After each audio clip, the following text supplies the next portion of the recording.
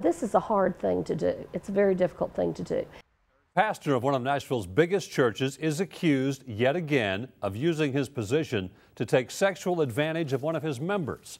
Corey Corbin says he and his wife turned to the pastor for marriage counseling back in 2000. But as News 2's Joseph Pleasant discovered, the now divorced Corbin says the pastor lured his wife into a long-term sexual relationship. A pastor, a mentor. In this video posted to YouTube, Mount Zion Baptist Church's pastor is being honored for 20 years of service to the congregation.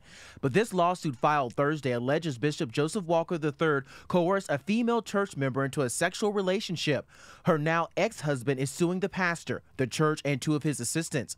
Former church member Valencia Batten sued Walker in a separate suit in February, alleging the pastor also coerced her into a sexual relationship. This has been devastating for him.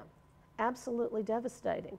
But when he saw her stand up, it's given him the strength to do that. Attorney Connie Allison represents both former members. As I dug deeper, I realized there were more and more stories and more incidents, and that this was clearly a pattern that had been going on a long time. According to this lawsuit, Corbin says that he and his then young wife came to Mount Zion Baptist Church for marriage counseling in 2000. At that time, he says Bishop Walker started a sexual relationship with his wife that lasted years and eventually led to their divorce. The lawsuit alleges, among other things, clergy malpractice, mental assault and false imprisonment, interference with marriage contract, and civil conspiracy. In connection with two assistants, the lawsuit alleges helped Pastor Walker carry on the relationship. They arranged meetings, and they drove, and they set things up, and they bought plane tickets, so they're mixed up in it.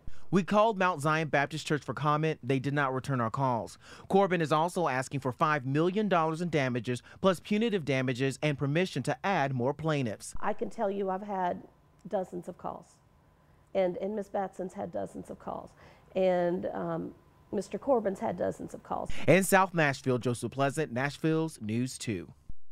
Now, Corbin's former wife is not a part of the lawsuit that was filed. According to the lawsuit, at least one more woman who is not suing has come forward to say she also had a long-term sexual relationship with the pastor.